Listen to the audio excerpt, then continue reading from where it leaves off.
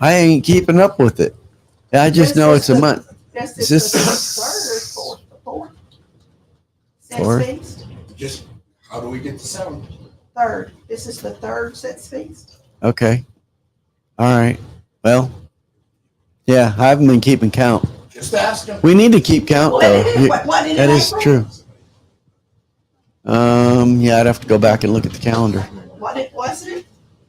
I mean, y'all help me out here. My calendar's not. I don't see it. Is it up there? Yeah, it's up there. All right, we got to learn how to count. We got to learn how to count. So hold on. No, I'm gonna give Frank an answer. I mean, you know. We're counting. Yeah. Somebody taking Well, their shoes and socks off? yeah. We may need to. Oh no, it's not the that big. 7th is coming. Yeah. Okay. First day, New Year. That was in March. So we March. got 1, 2, 2, 3, 4. 4. So we're number 4. Number 4. This will be number 4. Number 4. So we're on number 4. Any other announcements or comments before I turn it over? I think, Caitlin, you're reading today, yes or no? Okay, yep. All right, well, I'll turn it over to Caitlin.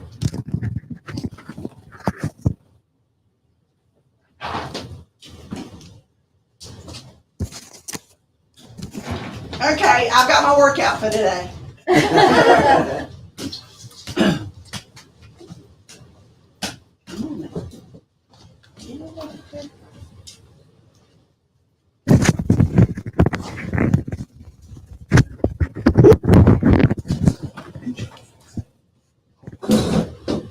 I see you bragging back there. There's miracles are happening in this room.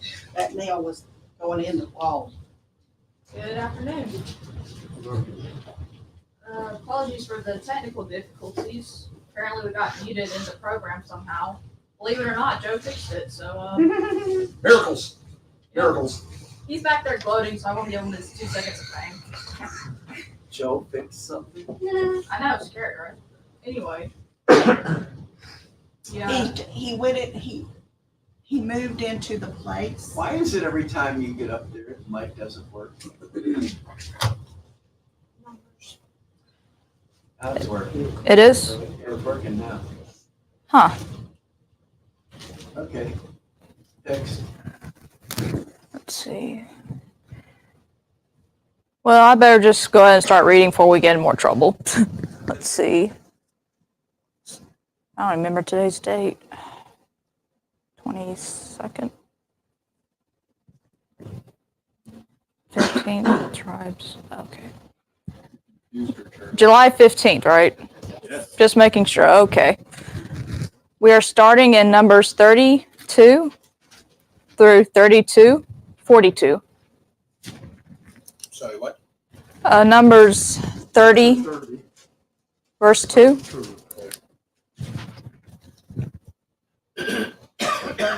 32. Yes. When a man vows a vow to Yahweh, or swears an oath to bind his soul with a bond, he shall not break his word. He shall do according to all that proceeds out of his mouth.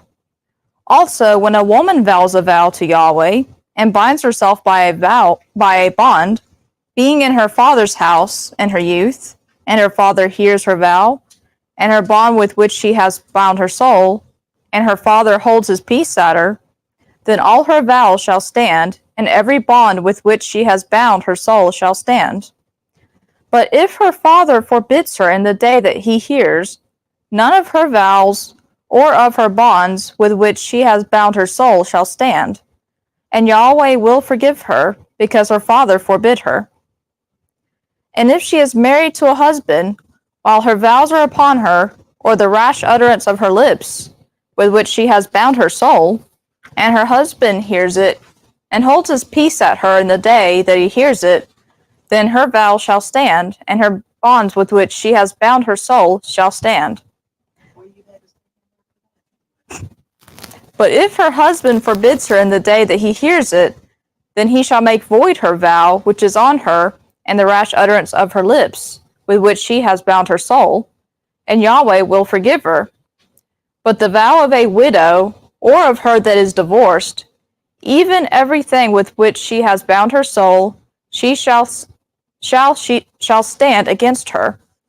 And if she vowed in her husband's house, or bound her soul by a bond with an oath, and her husband heard it, and held his peace at her, and forbid her not, then all her vows shall stand, and every bond with which she bound her soul shall stand.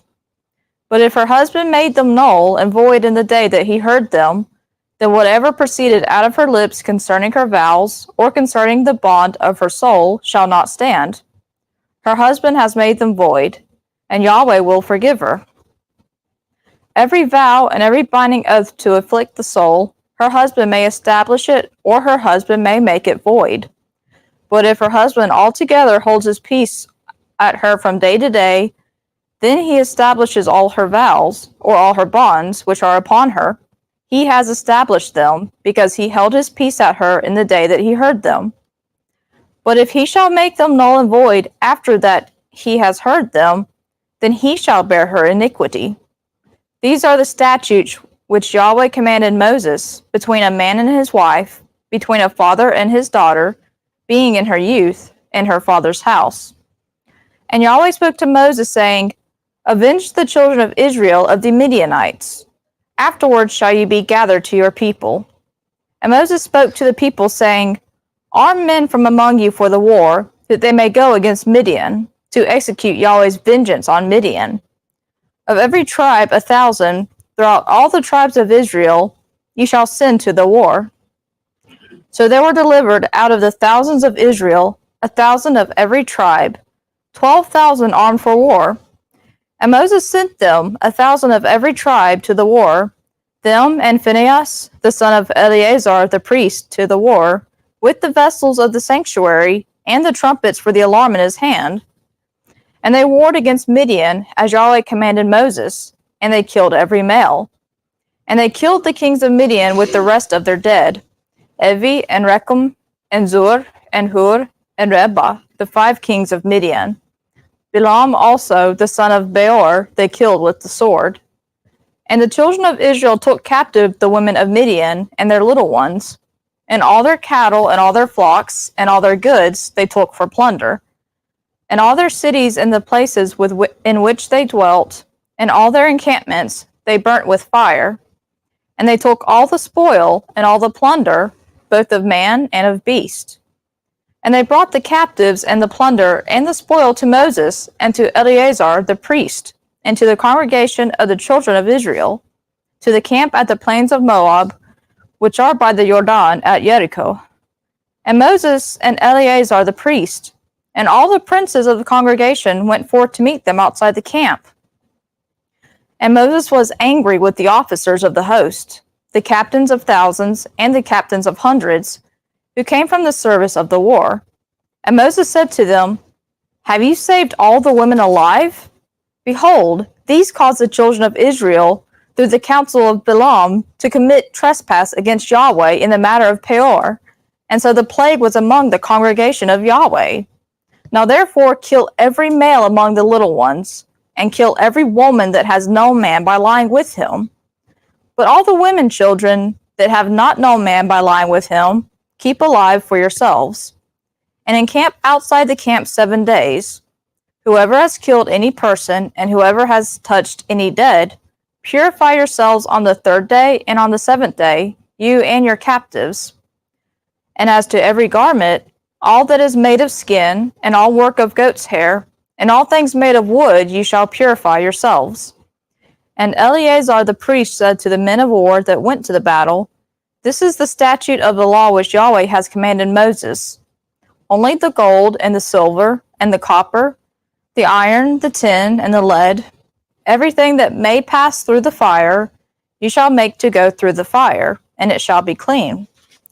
Nevertheless, it shall be purified with the water for impurity, and all that cannot pass through the fire you shall make to go through the water. And you shall wash your clothes on the 7th day, and you shall be clean, and afterward you shall come into the camp. And Yahweh spoke to Moses, saying, Take the sum of the plunder that was taken, both of man and beast, you and Eleazar the priest, and the heads of the fathers' houses of the congregation, and divide the plunder into 2 parts, between the men skilled in war that went out to battle, and all the congregation.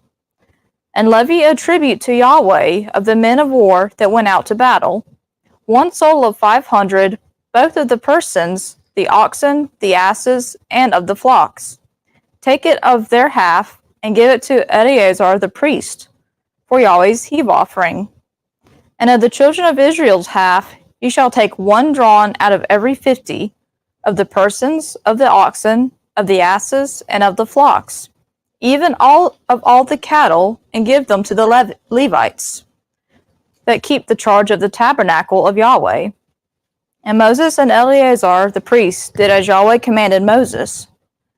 Now the plunder, over and above the booty which the men of war took, was 675,000 sheep, and 72,000 oxen, and 61,000 asses, and 32,000 persons in all, of the women that had not known man by lying with him.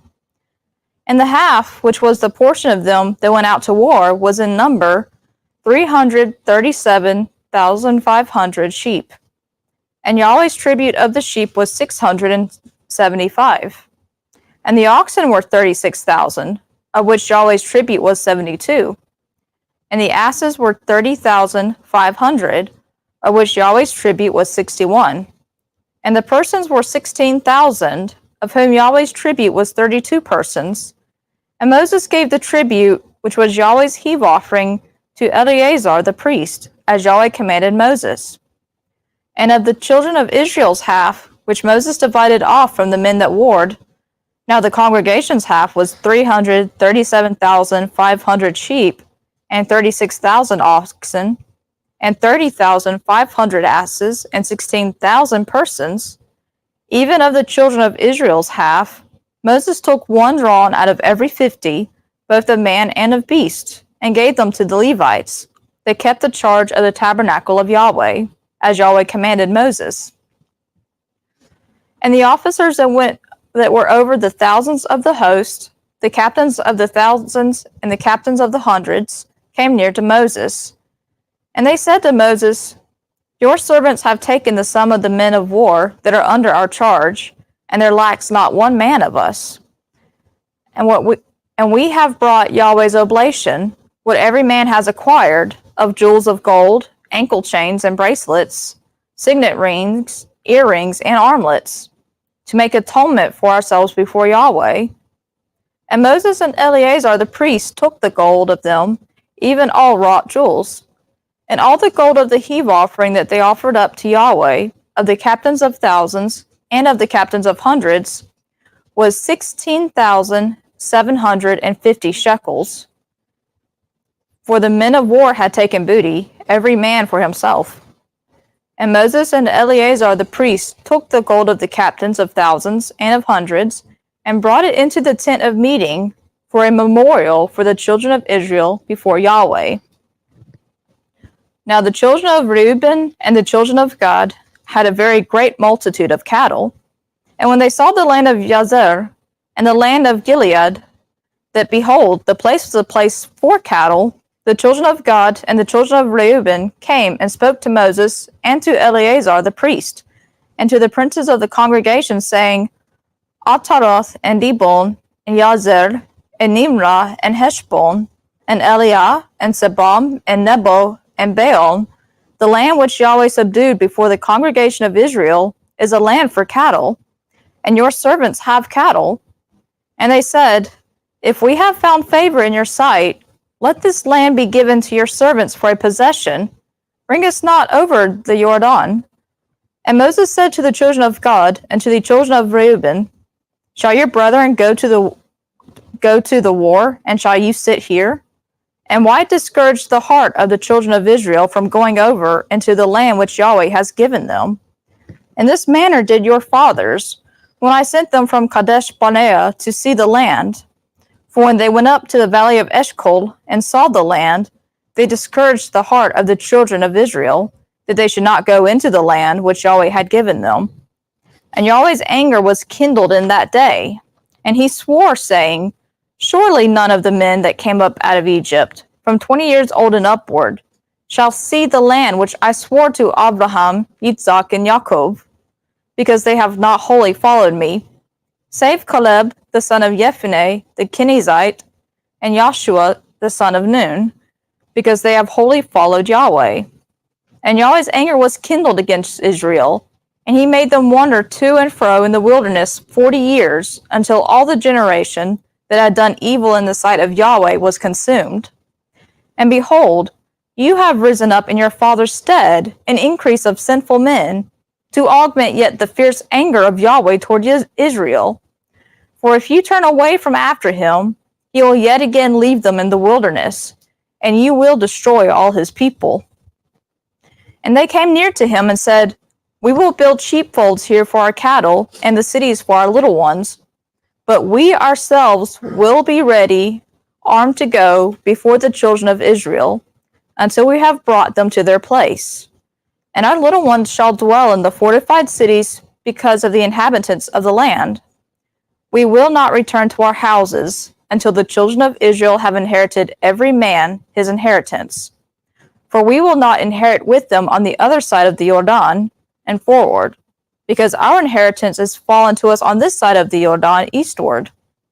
And Moses said to them, If you will do this thing, if you will arm yourselves to go before Yahweh to the war, and every armed man of you will pass over the Jordan before Yahweh, until he has driven out his enemies from before him, and the land is subdued before Yahweh, then afterward you shall return, and be guiltless towards Yahweh and towards Israel.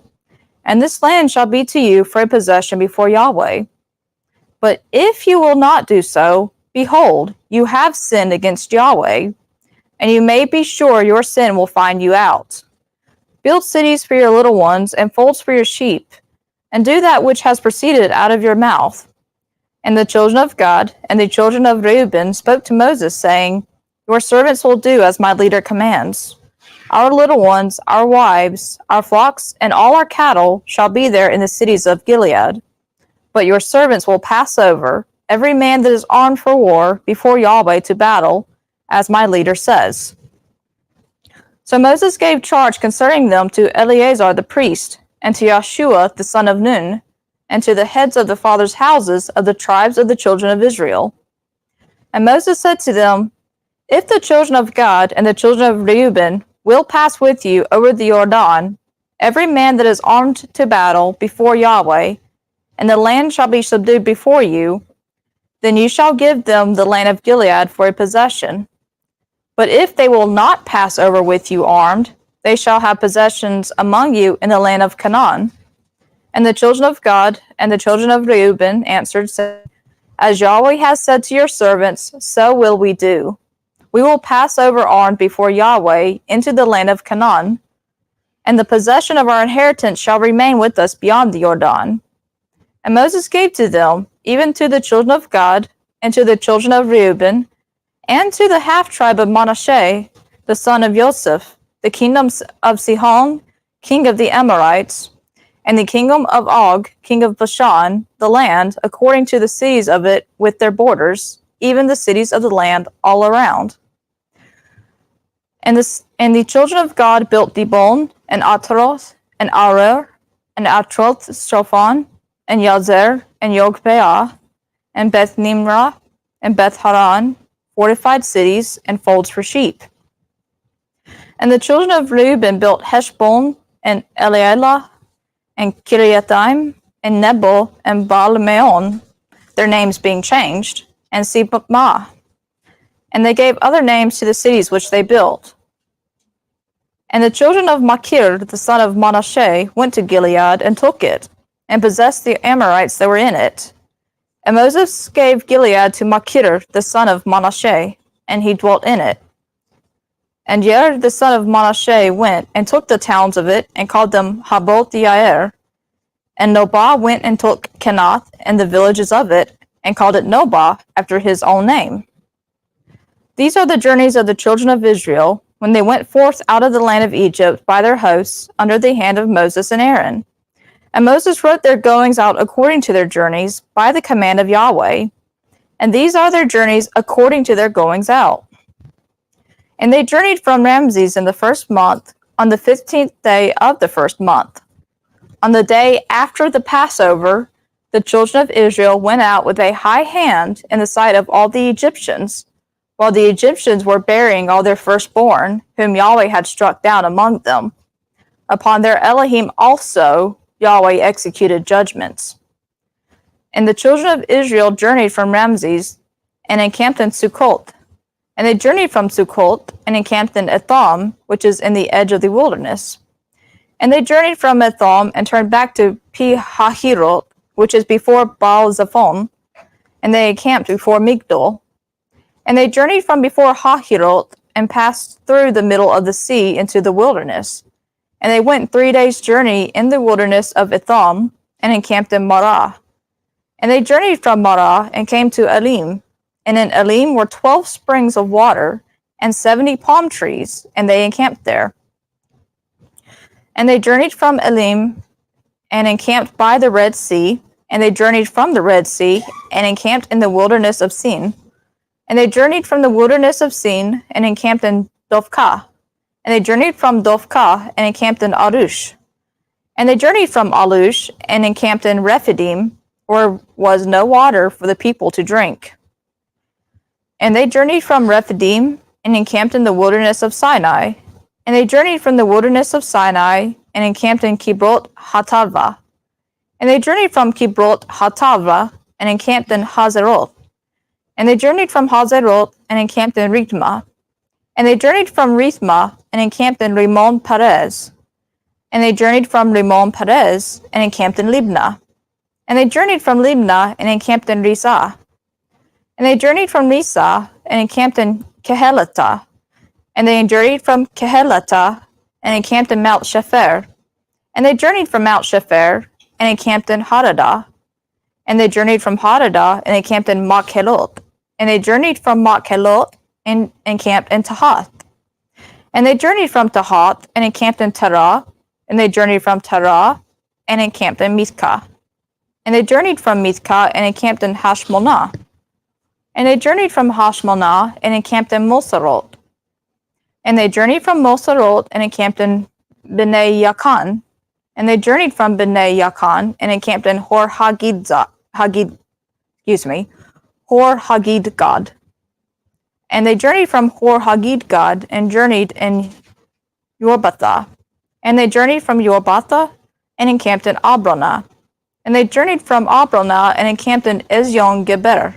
And they journeyed from Ezion Geber and encamped in the wilderness of Zin, the same as Kadesh. And they journeyed from Kadesh and encamped in Mount Hor, in the edge of the land of Edom. And Aaron the priest went up into Mount Hor at the command of Yahweh, and died there in the 40th year after the children of Israel had come out of the land of Egypt, in the 5th month, on the 1st day of the month. And Aaron was 123 years old when he died in Mount Hor. And the Canaanite, the king of Arad, who dwelt in the south in the land of Canaan, heard of the coming of the children of Israel. And they journeyed from Mount Hor and encamped in Zalmonah. And they journeyed from Zalmonah and encamped in Punon. And they journeyed from Punon and encamped in Oboth. And they journeyed from Oboth and encamped in Iye Abarim in the border of Moab. And they journeyed from Iyim and encamped in Dibon Gad. And they journeyed from Dibon Gad and encamped in Ammon Diblathaim. And they journeyed from Almon Diblathaim and encamped in the mountains of Abarim before Nebo. And they journeyed from the mountains of Abarim and encamped in the plains of Moab by the Jordan at Jericho. And they encamped by the Jordan from Beth Yeshimoth even to Abel Shittim in the plains of Moab. And Yahweh spoke to Moses in the plains of Moab by the Jordan at Jericho, saying, Speak to the children of Israel, and say to them, When you pass over the Jordan into the land of Canaan, then you shall drive out all the inhabitants of the land from before you, and destroy all their figured stones, and destroy all their molten images, and demolish all their high places. And you shall take possession of the land, and dwell in it, For unto you have I given the land to possess it, and you shall inherit the land by lot according to your families. To the more you shall give, the more you shall give, the more inheritance, and to the fewer you shall give, the less inheritance. Wherever the lot falls to any man, that shall be his. According to the tribes of your fathers shall you inherit. But if you will not drive out the inhabitants of the land from before you, then shall those that let you remain of them be as pricks in your eyes, and as thorns in your sides, and they shall vex you in the land which you dwell. And it shall come to pass that as I thought to do to them, so will I do to you. Let's see.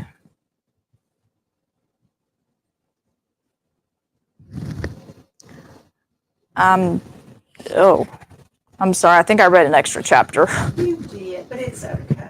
Well, why didn't someone tell me? It's fine. I'm sorry. We were just enjoying you saying all of those names. Well, I appreciate it. I tried. I don't speak Hebrew, so You do really good, Dark. well, I appreciate it. Let's see. Somebody taught her phonics. I mean, thanks, Charlie. I kind of learned from him just listening to him read. Yeah, thanks, Joe. Okay. Okay, the actual next reading is Jeremiah 1:1 to 2:3.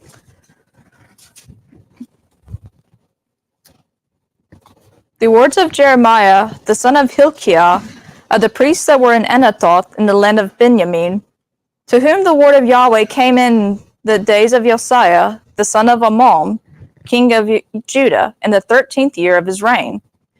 It came also in the days of Jehoiakim, the son of Josiah, king of Judah, to the end of the 11th year of Zedekiah, the son of Josiah, king of Judah, to the carrying away of Jerusalem captive in the 5th month.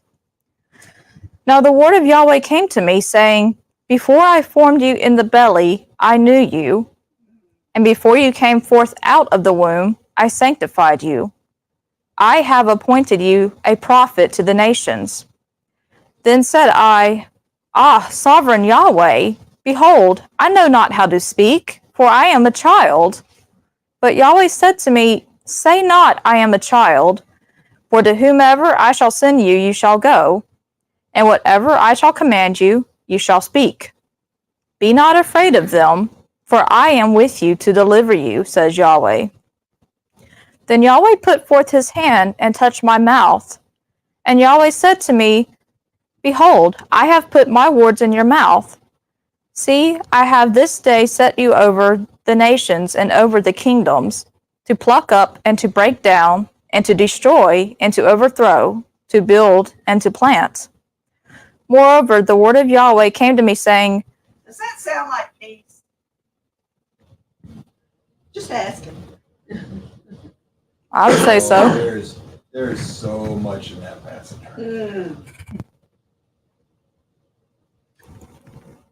Moreover, the word of Yahweh came to me, saying, Jeremiah, what do you see? And I said, I see a rod of an almond tree. Then said Yahweh to me, You have well seen, for I watch over my word to perform it. And the word of Yahweh came to me the second time, saying, What do you see? And I said, I see a boiling cauldron, and the face of it is from the north. Then Yahweh said to me, Out of the north evil shall break forth upon all the inhabitants of the land. For lo, I will call all the families of the kingdoms of the north, says Yahweh, and they shall come, and they shall set every one his throne at the entrance of the gates of Jerusalem, and against all the walls of it all around, and against all the cities of Judah. And I will utter my judgments against them, touching all their wickedness, and that they have forsaken me, and have burned incense to other Elohim, and worshipped the works of their own hands. You therefore gird up your loins, and arise, and speak to them all that I command you.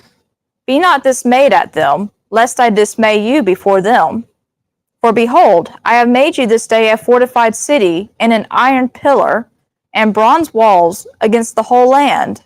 against the kings of Judah, against the princes of it, against the priests of it, and against the people of the land. And they shall fight against you, but they shall not prevail against you. For I am with you, says Yahweh, to deliver you. And the word of Yahweh came to me, saying, Go and cry in the ears of Jerusalem, saying, In this manner says Yahweh, I remember for you the kindness of your youth, the love of your espousals, how you went after me in the wilderness, in land that was not sown. Israel was holiness to Yahweh, the firstfruits of his increase. All that devour him shall be held guilty. Evil shall come upon them, says Yahweh. Hear the word of Yahweh, O house of Jacob, and all the families of the house of Israel. Thus says Yahweh, What unrighteousness have your fathers found in me, that they have gone far from me, and have walked after vanity, and have become vain? Neither said they, Where is Yahweh that brought us up out of the land of Egypt, that led us through the wilderness, through a land of deserts and of pits, through a land of drought and of the shadow of death, through a land that no one passed through, and where no man dwelt? And I brought you into a plentiful land, to eat the fruit of it, and the goodness of it. But when you entered, you defiled my land, and made my heritage an abomination. The priests said not, Where is Yahweh? And they that handled the law knew me not. The rulers also transgressed against me, and the prophets prophesied by Baal, and walked after things that do not profit. Therefore will I yet contend with you, says Yahweh, and with your children's children will I contend. For pass over to the isles of Kittim and see, and send to Kedar and consider diligently, and see if there has been such a thing. Has a nation changed its Elohim, which yet are no Elohim? But my people have changed at their glory for that which does not profit. Be astonished, O you heavens, at this, and be horribly afraid. Be very desolate, says Yahweh. For my people have committed two evils. They have forsaken me, the fountain of living waters, and hewed out cisterns for themselves, broken cisterns that can hold no water. Is Israel a servant? Is he a homeborn slave? Why has he become a prey? The young lions have roared upon him, and his cities are burned up without inhabitants. The children also of Memphis and Tapanes have broken the crown on your head. Have you not procured this to yourself, in that you have forsaken Yahweh your Elohim, when he led you by the way? And now, what have you to do in the way to Egypt, to drink the waters of the Shihor? Or what have you to do in the way to Assyria, to drink the waters of the river? Your own wickedness shall correct you, and your backsliding shall reprove you. Know therefore, and see that it is an evil thing, and a bitter, that you have forsaken Yahweh your Elohim, and that my fear is not in you, says the sovereign Yahweh of hosts. For of old time I have broken your yoke, and burst your bonds, and you said, I will not serve. For upon every high hill and under every green tree you bowed yourself, playing the harlot. Yet I had planted you a noble vine, wholly a right seed. Then how are you turned into the degenerate branches of a foreign vine to me? For though you wash yourself with lime, and take for yourself much soap, yet your iniquity is marked before me, says the sovereign Yahweh. How can you say, I am not defiled? I have not gone after the Baalim. See your way in the valley, know what you have done. You are a swift dromedary traversing her ways, a wild ass used to the wilderness, that snuffs up the wind in her desire. And her occasion, who can turn her away? All they that seek her will not weary themselves. In her month they shall find her. Withhold your foot from being unshod, and your throat from thirst. But you said, It is in vain. No, for I have loved strangers, and after them will I go. As a thief is ashamed when he is found, so is the house of Israel ashamed. They, their kings, their princes, and their priests, and their prophets, who say to a stock, You are my father, and to a stone, You have brought me forth.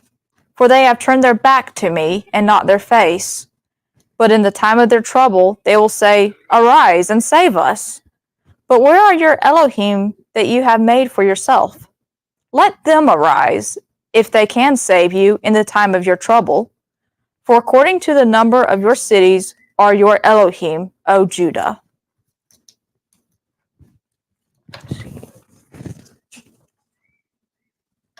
Last reading is Acts 9, 1 through 22.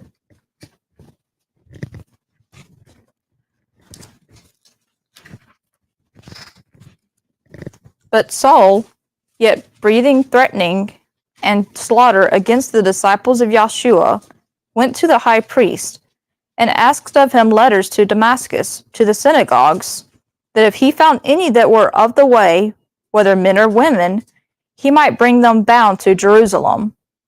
And as he journeyed, it came to pass that he drew near to Damascus, and suddenly there shone all around him a light out of heaven. And he fell upon the earth and heard a voice saying to him, Saul, Saul, why do you persecute me? And he said, Who are you, sovereign? And he said, I am Yahshua, whom you persecute. But rise and enter into the city, and it shall be told you what you must do. And the men that journeyed with him stood speechless, hearing the voice, but beholding no man. And Saul arose from the earth, and when his eyes were opened, he saw nothing. And they led him by the hand, and brought him into Damascus. And he was 3 days without sight, and he did neither eat nor drink. Now there was a certain disciple at Damascus named Ananias. And Yahshua said to him in a vision, Ananias. And he said, Behold, I am here, Yahshua. And Yahshua said to him, Arise, and go to the street which is called Straight, and inquire in the house of Judah for one named Shaul, a man of Tarsus. For behold, he prays, and he has seen a man named Ananias coming in, and laying his hands on him, that he might receive his sight. But Ananias answered, Master, I have heard from many of this man, how much evil he did to your saints at Jerusalem. And here he has authority from the chief priests to bind all that call upon your name. But Yahshua said to him, Go your way, for he is a chosen vessel to me, to bear my name before the Gentiles and kings and the children of Israel. For I will show him how many things he must suffer for my name's sake. And Ananias departed and entered into the house, and laying his hands on him said, Brother Shaul, the master, even Yahshua, who appeared to you in the way which you came, has sent me, that you may receive your sight, and be filled with the Holy Spirit. And straightway there fell from his eyes as it were scales, and he received his sight. And he arose and was baptized, and he took food and was strengthened. And he was certain days with the disciples that were at Damascus. And immediately in the synagogues he proclaimed Yahshua, that he is the Son of Elohim. And all that heard him were amazed and said, Is this not he that in Jerusalem made havoc of them that called on his name? And had he come here for this intent, that he might bring them bound before the chief priests? But Shaul increased the more in strength, and confounded the Jews that dwelt at Damascus, proving that this is the Messiah. Okay, and the extra long reading due to my fault is done for today. I hope you enjoyed my butchered Hebrew. Mute.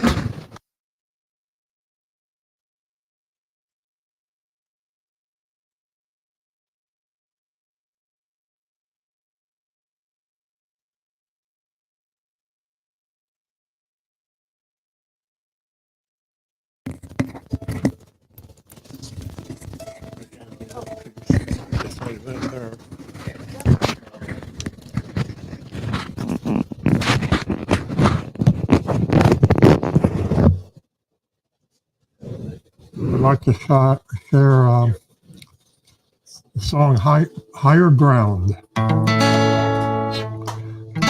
pressing on the upward way to high times and every day. So praying as I onward bound, Lord, plant my feet on higher ground.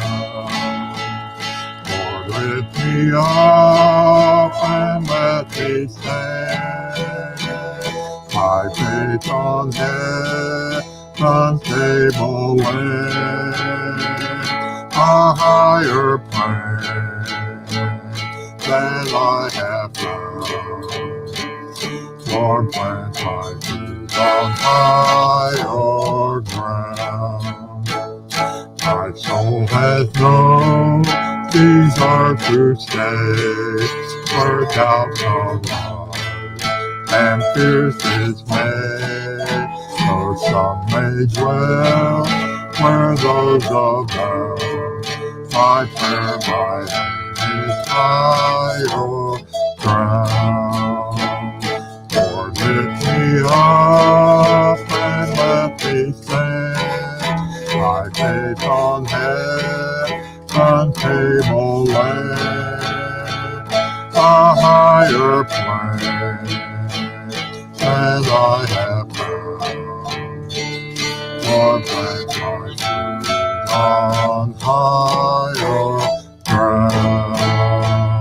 I want to live above the world, so Satan's darts at me are hurled. For faith has taught the joyful sound, the song of saints on higher ground. Lord, lift me up and let me stand. My faith on heaven's tableland, a higher plan than I have found. Lord, plant my feet on higher ground. All right. 1 Kings chapter 16, verse 29. No, I got mine.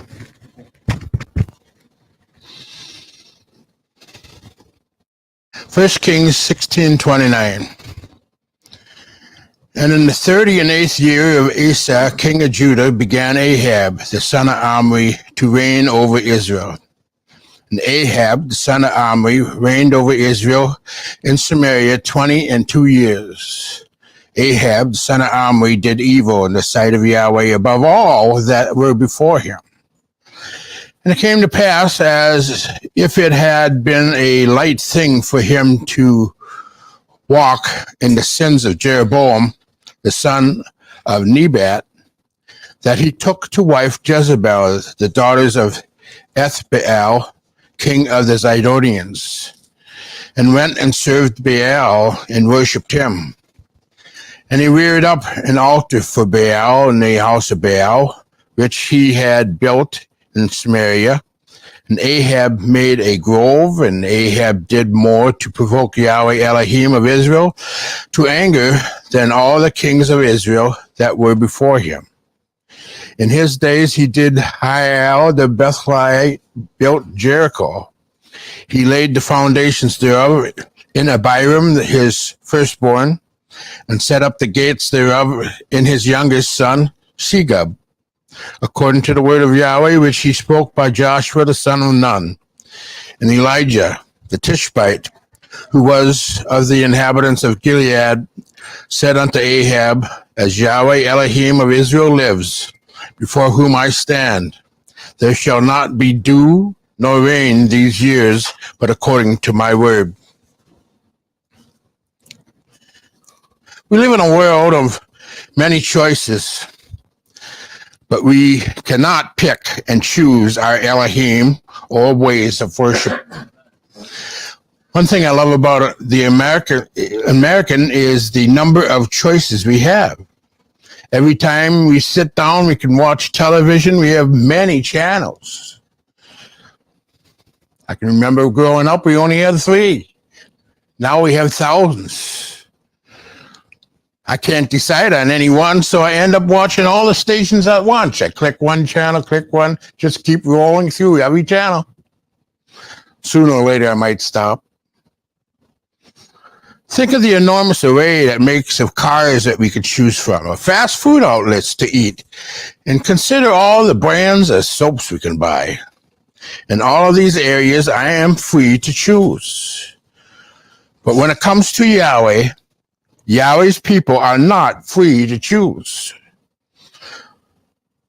We're going to be talking about Elijah and Elijah's very words. If Yahweh is Elohim, follow him. Elijah demanded that Yahweh's people choose one way or the other. They had to decide who was Elohim and worship him. They were not to hedge their bets and choose a cocktail of religions.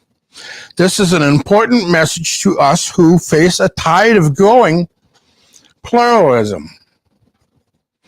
Pluralism is the belief that there are many ways to God and no one religion can claim to have the monopoly on saving truth.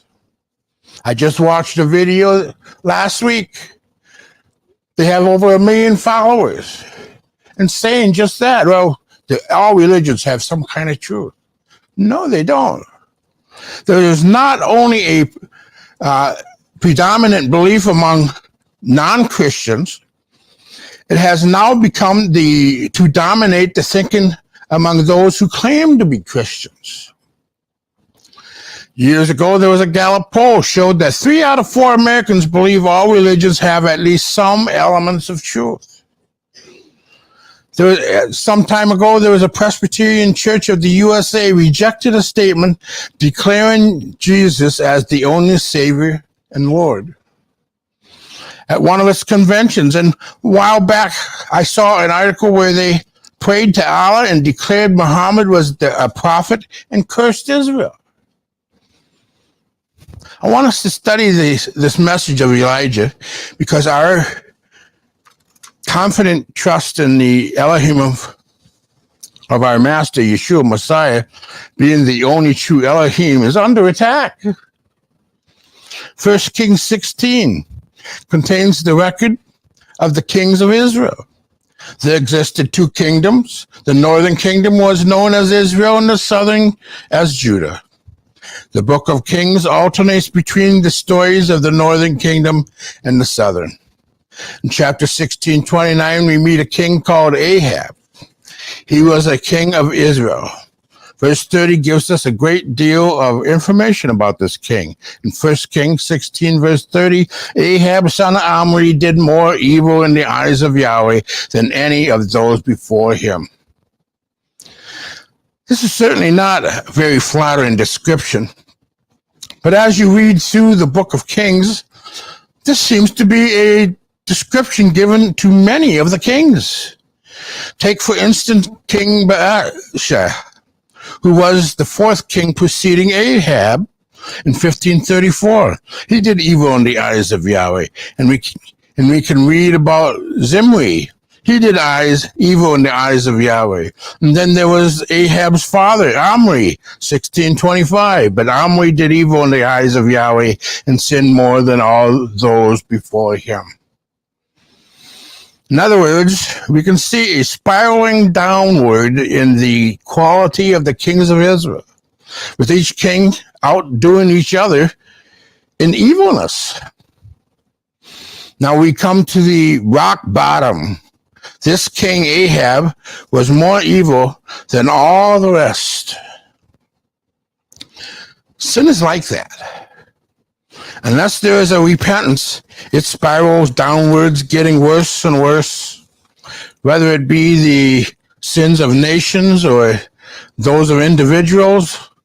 If we keep practicing sin, we end up wallowing in a cesspool of sin, which we somehow become blind to.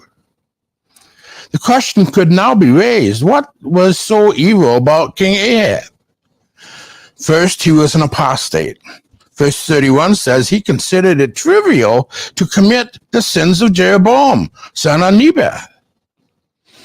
This may not jump out at you as very serious, but that depends on who Jeroboam was and what he did. Jeroboam was the king of division. After Solomon's death, there was disagreement among Yahweh's people. So Jeroboam took 10 tribes and formed a new kingdom in the north. It took on the name Israel. Then left 2 tribes which formed a southern kingdom called Judah. Israel was split in 2 and never united again. And second, Jeroboam was an impostor.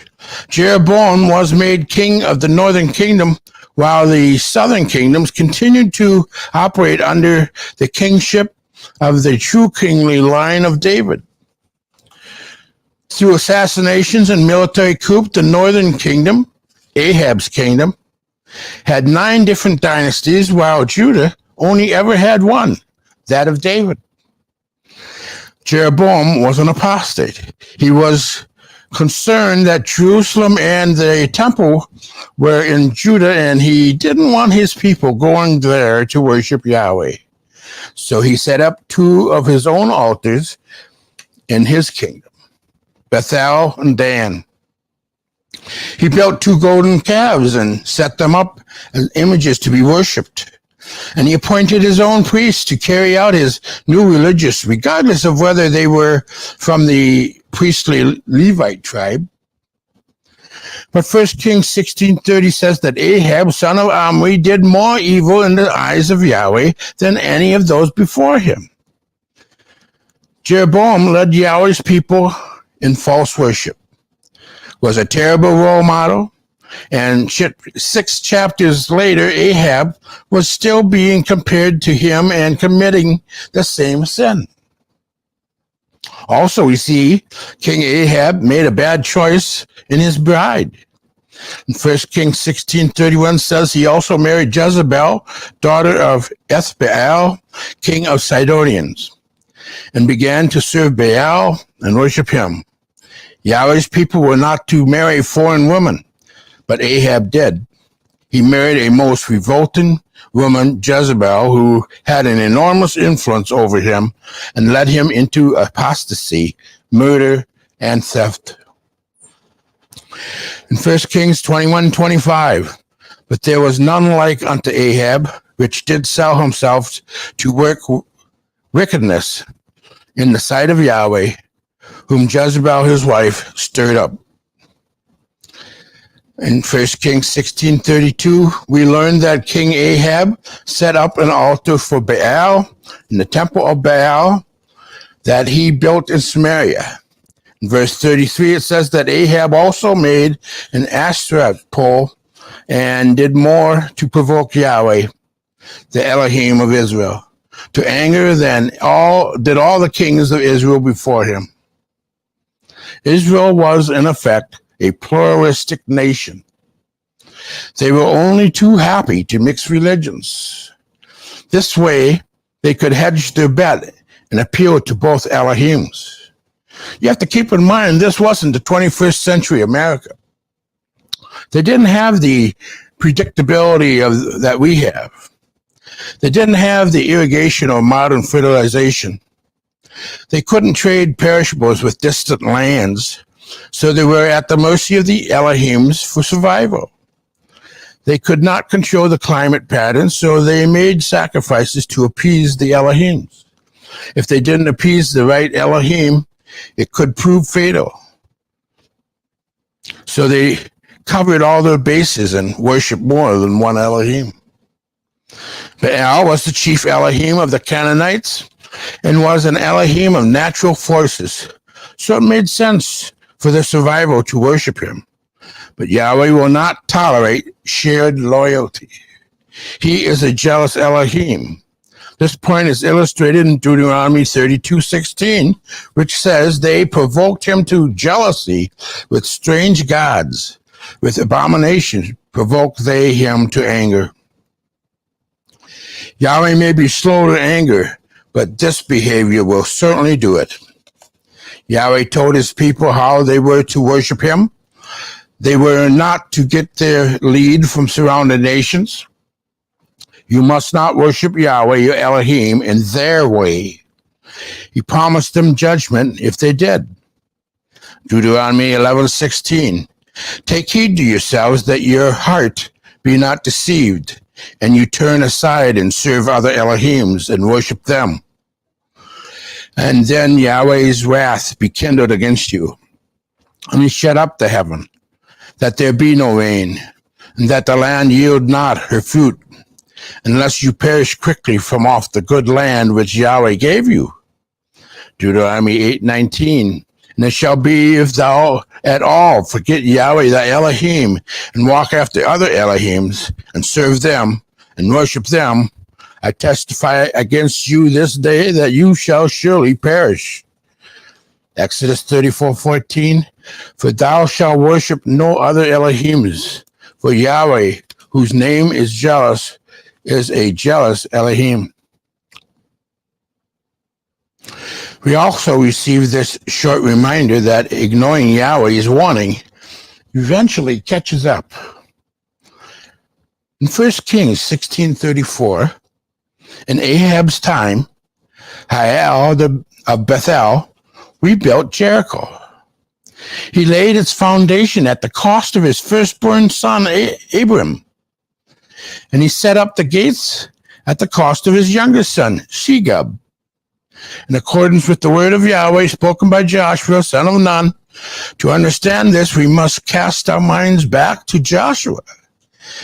Joshua pronounced a curse on Jericho, that if any man build it, it would be at the cost of his firstborn and youngest son. Yahweh did not ignore this curse, and more than 600 years later, it came to pass. If Yahweh remembered this obscure curse, he will certainly remember his warnings to those who flaunt with his people the way Ahab did. At this point, Elijah enters the story. It's obvious from the start that Elijah is not going to be popular. To start with, he brings bad news. In 1 Kings 17, verse 1, and Elijah the Tishbite, who was of the inhabitants of Gilead, said unto Ahab, as Yahweh Elohim of Israel lives, before whom I stand, there shall not be dew nor rain these years, but according to my word. This pronouncement meant famine for the people of Israel. This seems somewhat ironic, since Elijah claims to be a servant of Yahweh and of their land. But the point he wanted to make was that there was one living Elohim, and that he was the one who controlled the climate. The people believed that Baal was the Elohim of nature. That was why they made sacrifices to him. They thought that Baal was the one who brought the storms and the rain. But through Elijah's pronouncement, they would learn that if there was rain and if their crops were fed, it would be because Yahweh willed it. And if Yahweh decided to shut up the skies, then there would be no rain. Israel was about to learn a lesson in worship. What did Israel have with a king like Ahab? How could they be a nation they were meant to be with an apostate king, married to a vile woman who would lead them to an idolatrous dead end? But here Israel was at its lowest, and Yahweh would not leave the situation alone. Through his prophet Elijah, Yahweh would intervene. Will Yahweh discipline or destroy? We reached a point where we must ask what this means for us. How are we different from Yahweh's people during Ahab's reign? The answer is our king is different. While Israel had kings like Ahab, it was being led down a path of destruction. Israel could never be the special nation Yahweh intended it to be. Yahweh had to provide a true king of David's descendancy. a king that would not lead Yahweh's people in apostasy, but rather in true worship. Ahab worshipped false Elohims and led Israel to idolatry. Our king, Yeshua Messiah, does not tolerate such worship.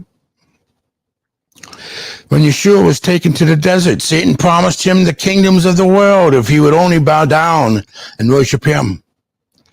Satan asked Yeshua to do what Ahab did, but Yeshua remembered Yahweh's requirement.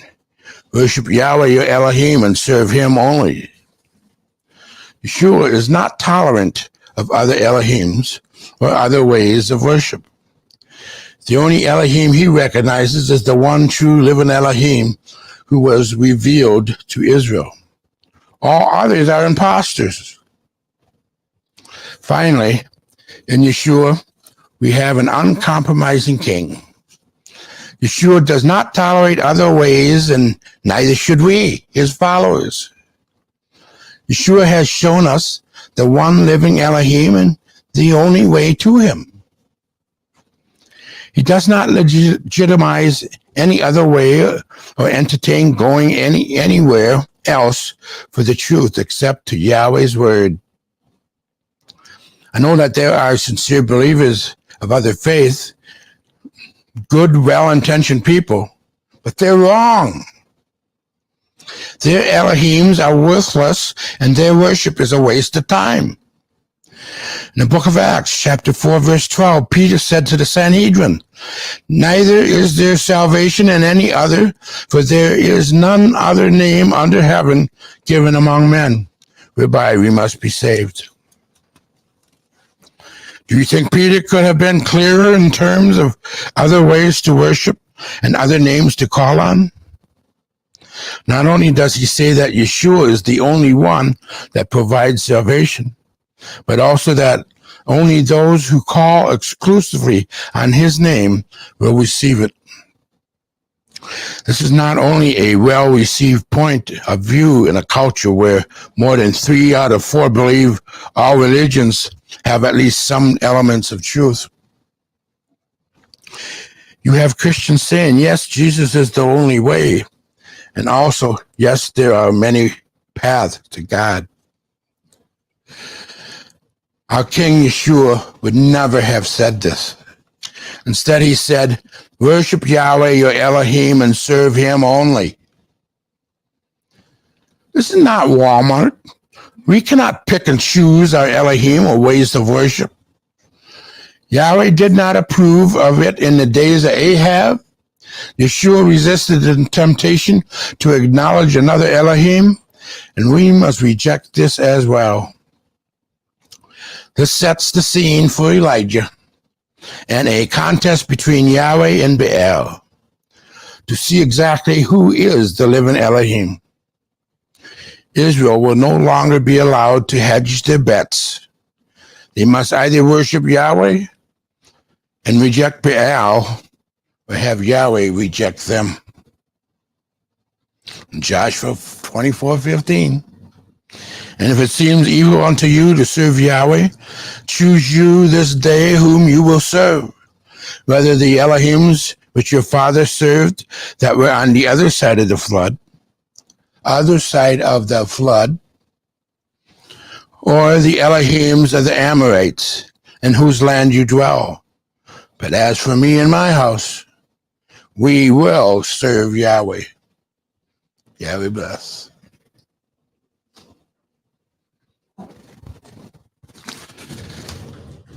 Page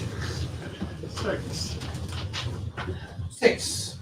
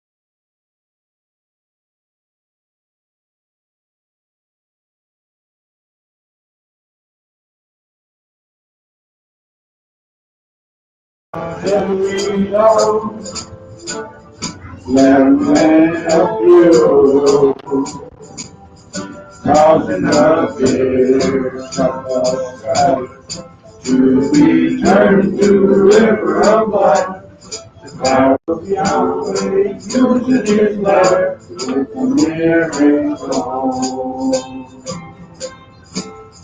Oh, time goes by so fast.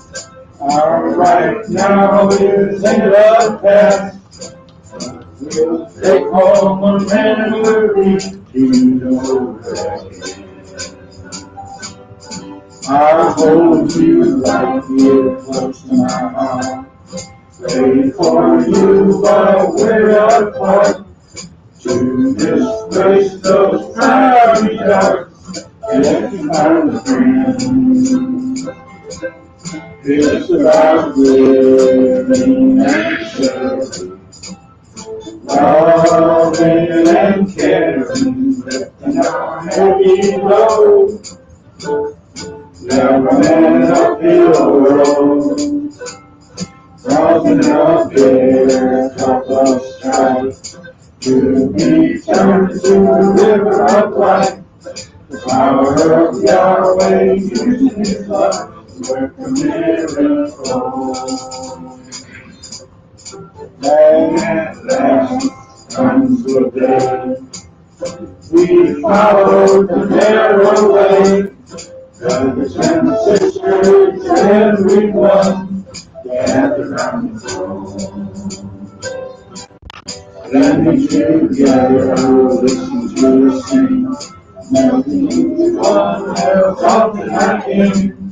Can't you feel the joy as praises ring? We finally made it home. It's about giving and sharing, loving and caring, lifting our heavy load, never in a hero, causing a bitter cup of strife, to be turned to the river of life. Power of Yahweh using His love to work a miracle.